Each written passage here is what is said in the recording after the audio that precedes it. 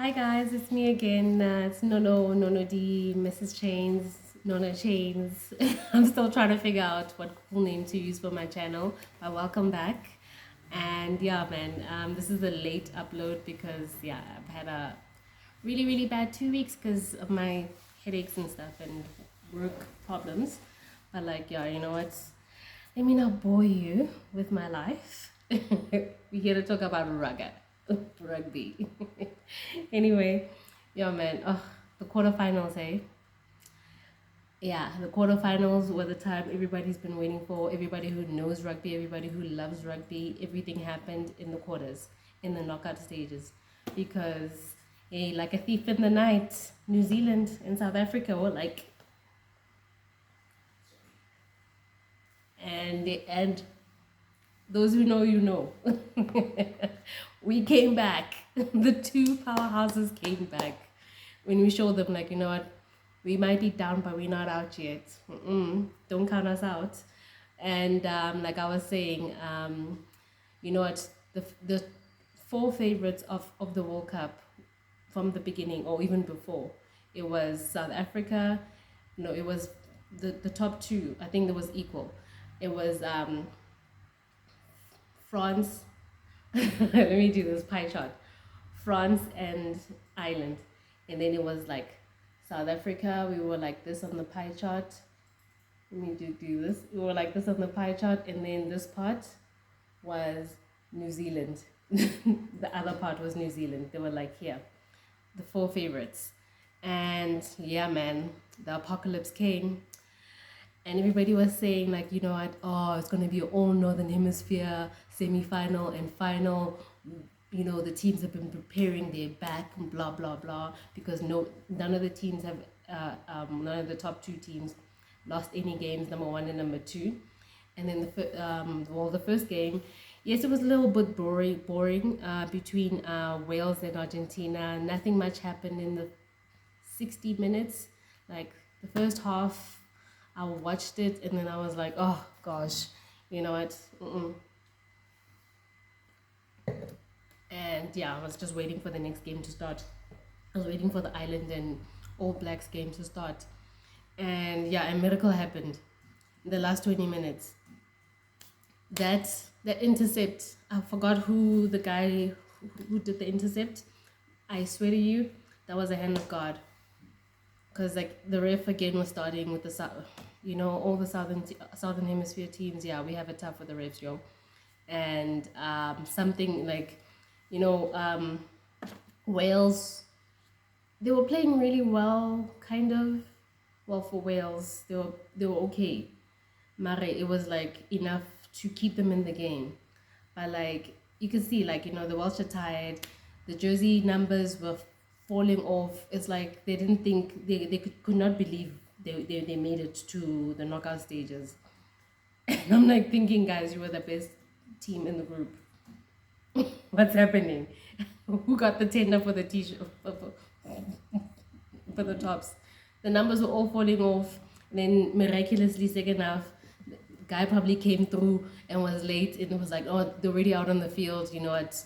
We'll get them second half. Second half, they got back proper tops. None of the numbers were falling off.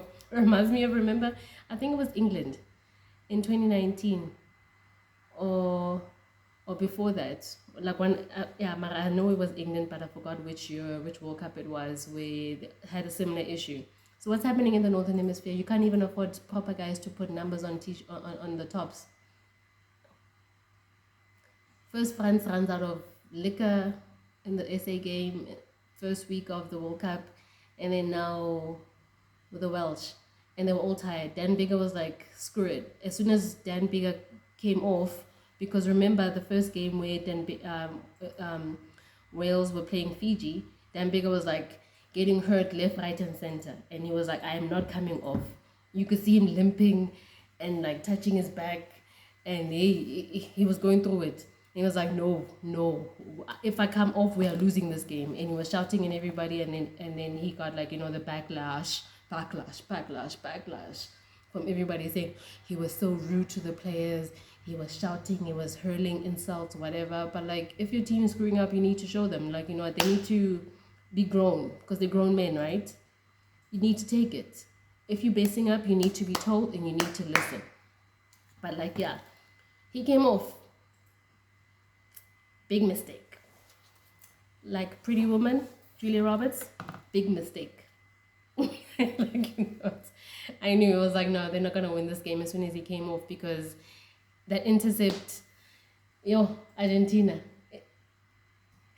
last minute, talk about last minute, and like it was so beautiful, so poetic. That intercept, I forgot like who the guy is, but like who cares?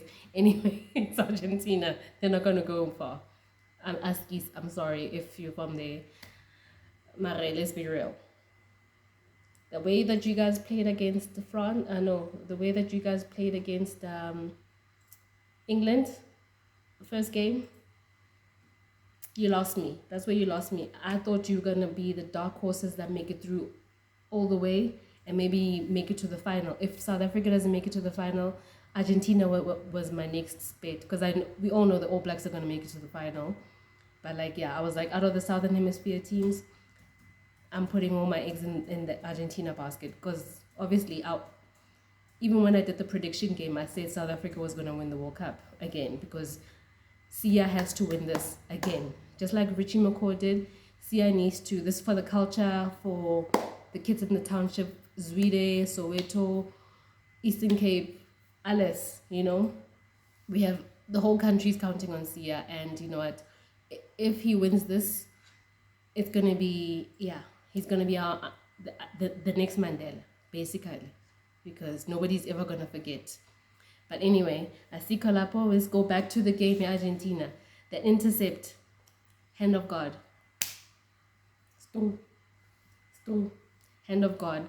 I was like, something happened. Something happened in that game that the universe was like, no, they don't want it enough.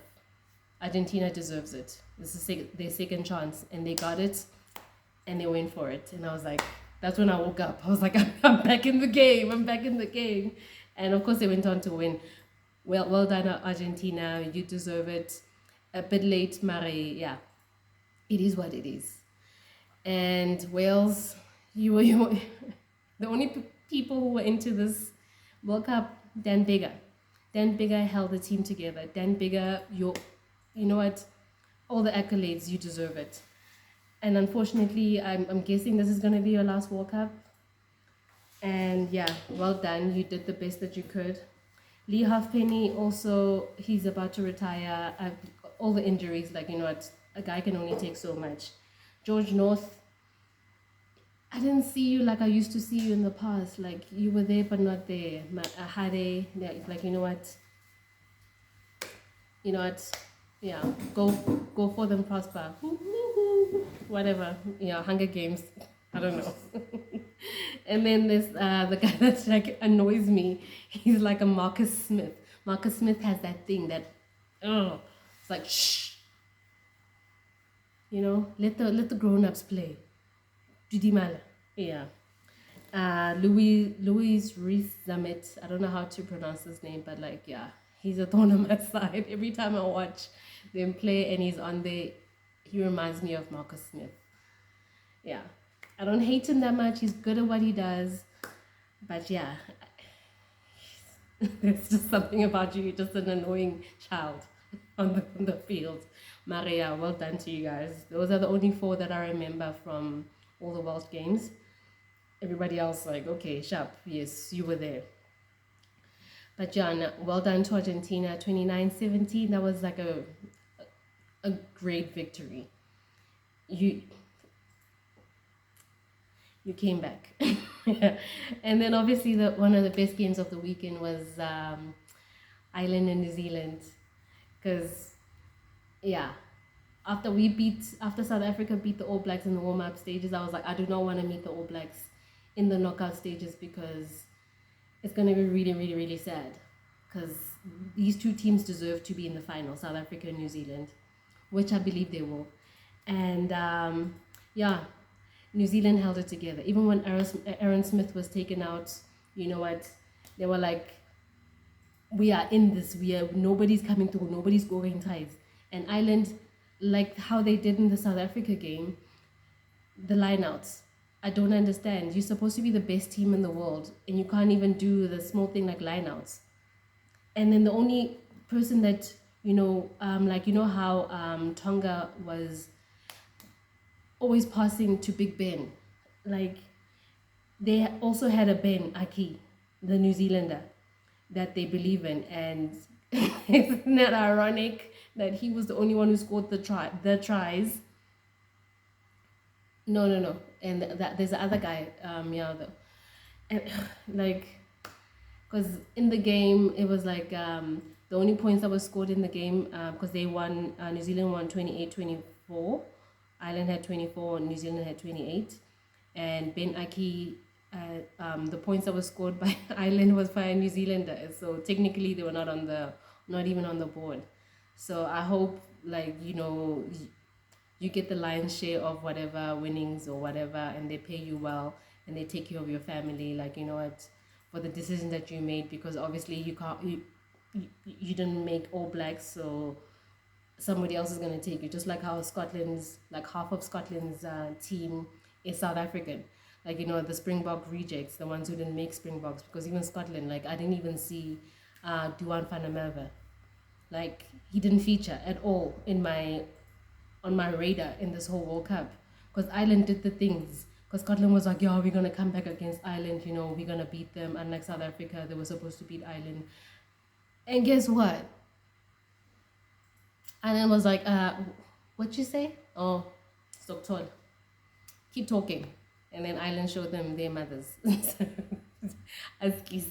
But you shouldn't say what you say before a game, because you know how humble Sia is in his interviews, and he's like, what, we all play as a team, everybody does what they need to do, and he keeps saying, like, what, everybody in the team can play more than one position. So that's what I love about South Africa. Jacques Naba and Rassie Rasmus's team, because they've innovated everything and they've set the world, because the powers that be are like, oh, South Africa is always about the scrums and about the mauls and but that's rugby. Then if you wanted to be just running whatever, then go to soccer, because soccer doesn't have mauls, doesn't have scrums, doesn't have lineouts, and that's what we're good at, and that's what New Zealand is also good at. Like, that's where we score the tries. Like, the way South Africa, why I know that, like, they'll rather go for a scrum rather than like for poles sometimes, is because we know, the best way for us to score tries is, using our power, same as New Zealand. And that's another thing that I saw with New Zealand, like, they were utilizing most of their backs, and like, also their strength was in the forwards, but like, they were handing off the ball to the back line and to get those tries, and Ireland was using mostly their forwards than their backs, and it was just not working. It's just like how Ireland was playing against South Africa. Like, we didn't capitalize on Ireland's mistakes like how New Zealand does. That New Zealand team is very smart. Bowden, he's here. You see opportunities. Yeah, and my worst, the nightmare my most annoying player of this World Cup, that island guy, that pop mohawk with the shaved sides, or whatever it is, whatever he calls that, Andrew Porter. As soon as he came up, I was like, thank God, because he was the guy, I believe, who was collapsing all the scrums and trying to, like, disarm us, because they know, everybody knows that, that's how we get our tries, that's how we push through our scrums. And he was like, I'll find a way, and luckily he got subbed, and I was like, thank the heavens. And yeah, well done to Will Jordan, aka Air Jordan. Well done to the Barrett brothers. Like, well done to Sam Whitelock. Hey, old man, you were doing the things. You know what? Well done to Retallick. Well done to all of them. Aaron Smith, like, that was unfair for you to be sent off like that. But like, you know what, your team held it together. So well done to New Zealand for that win. It was very narrow, like winning by 4 points. Anything could have happened. And with New Zealand, like I've always said, you don't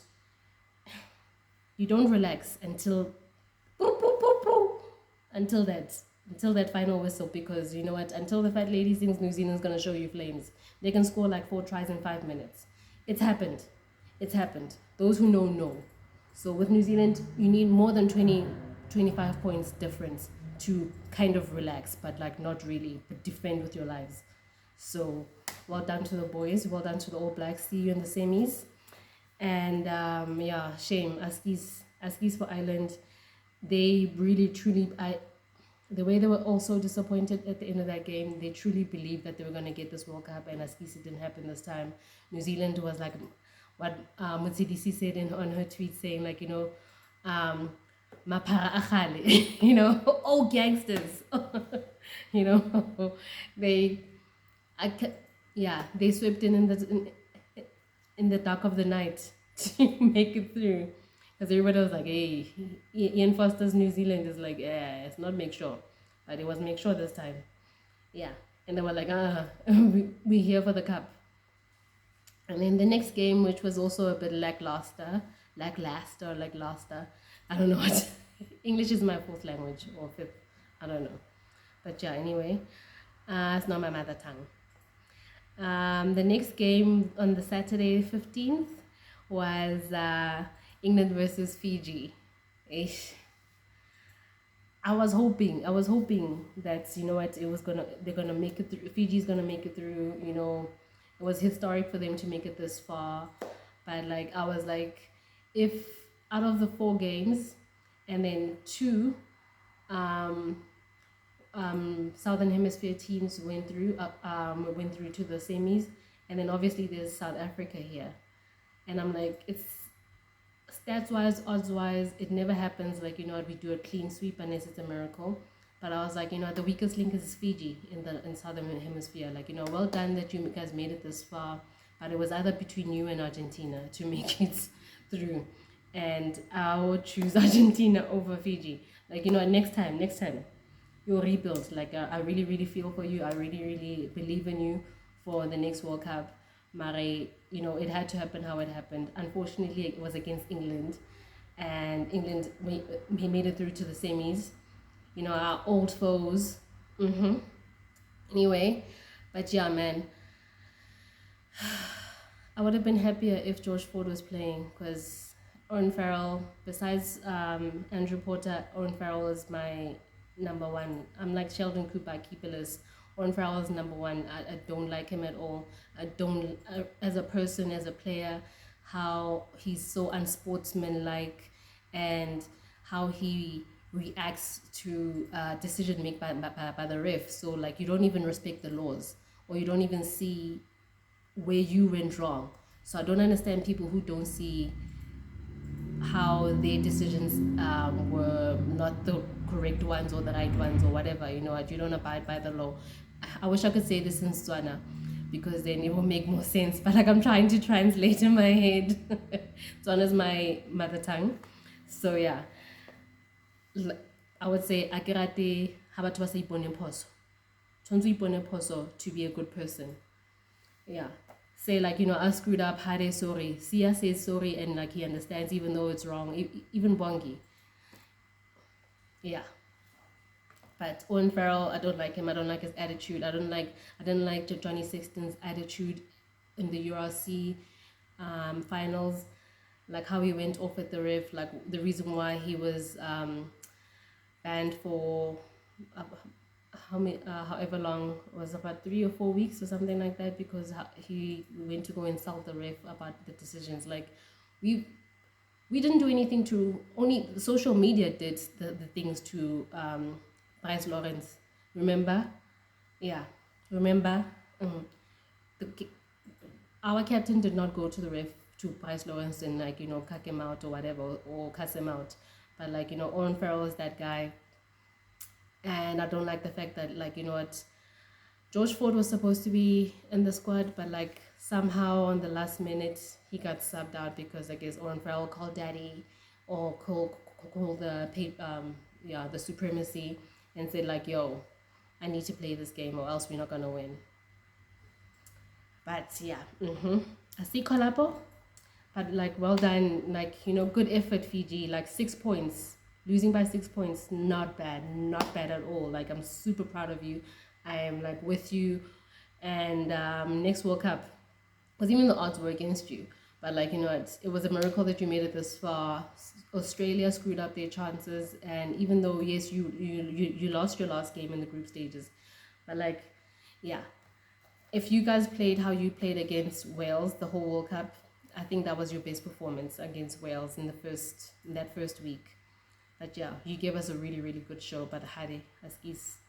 And then the game of the weekend, which was the Springboks and France. I was so scared. I wasn't sure. I was like the whole time like, yo, are we sure? Are we gonna do this? Are we gonna make it? And I'm sure you saw my video because I did a reaction video right after the game while my family was sleeping in the bed.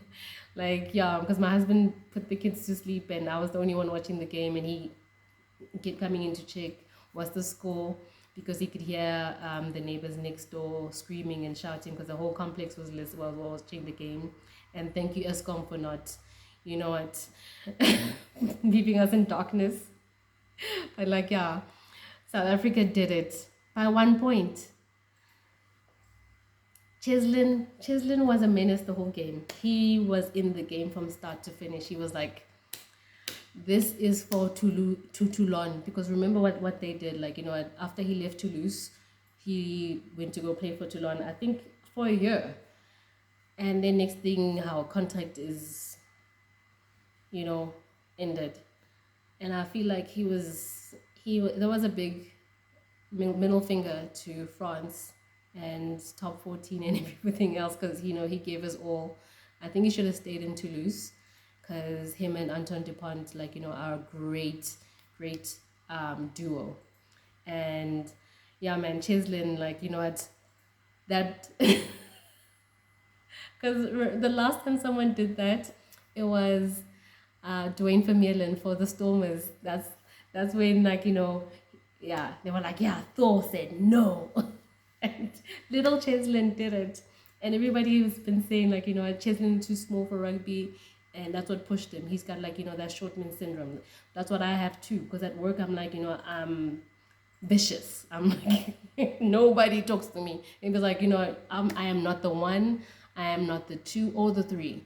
So you will not speak to me however.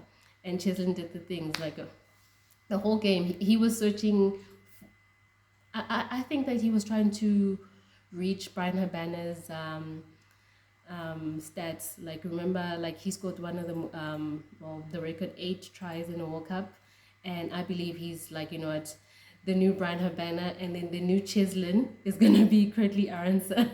I believe that's, watch this boy. I'm telling you, from the moment he started playing for the Springboks, and yeah, I was like, yeah, those Cape Town boys, my Stormers, love them so much.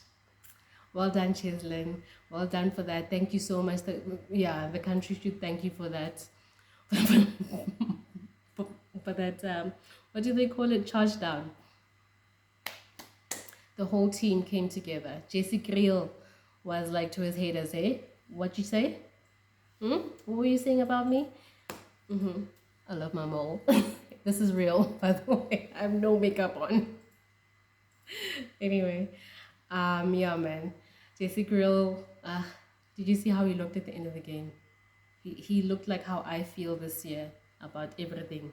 All the things that are depressing me, and like, at the Rugby World Cup, like just got me at the right time, like before I spiraled into, nothingness. Rugby just was there for me. That's why I love the sport so much, and I was like, it's the most wonderful time of the year, because that's what literally gave me hope and faith. And I'm not really back, but like I'm almost there. I can actually make a video without crying. And yeah, man, the team did it. Like I said it all in that video. I can't really say much because yeah, I was nobody. Yeah, I'm poor, cliche. I'm poor.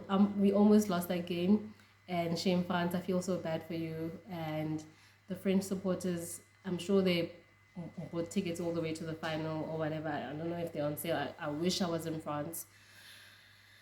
It's yeah, because inside in my heart, I believe I'm a little French girl.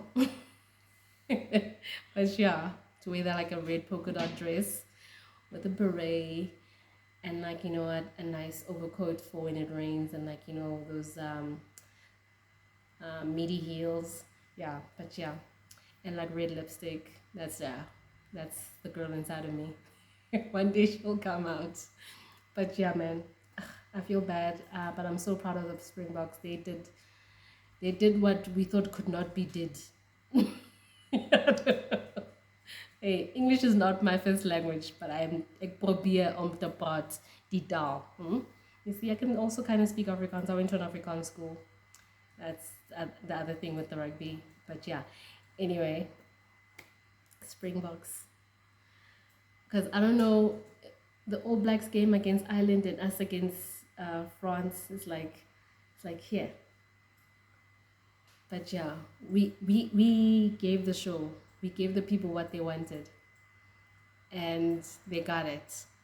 And unfortunately, look at I'm even getting all steamy and sweaty because like it excited me so much, that game. Like it was amazing, it was insane. It was everything that you could dream about in rugby, and even everybody. There was no one player who did not feature. Everybody featured in that game, and the team came together, and they did the things that could not be done. Well done, Mapoko Boko. Well done, Springboks. Well done, Sia and the guys. I saw the relief in your face, in Sia's face, when the whistle went. Like, I was like, me too. I was like, yes, yes, yes. We did it. But like, yeah, man, we showed why we were champions to begin with. And it was unfortunate. And the fact that we have been playing the best teams in the world, because we played against, Scotland. Scotland. We beat them. We lost against Ireland. It is what it is. These things happen. We played against France, and we're about to, yeah, we're gonna play England next. So like the top 5 teams, we played against them, and we're probably gonna play against New Zealand last. So well done, boys. Well done. I'm so proud. I'm so happy. Like our flag is flying high. Yeah. Thank you guys. It's been great. I've been entertained. I hope you were too. I love you.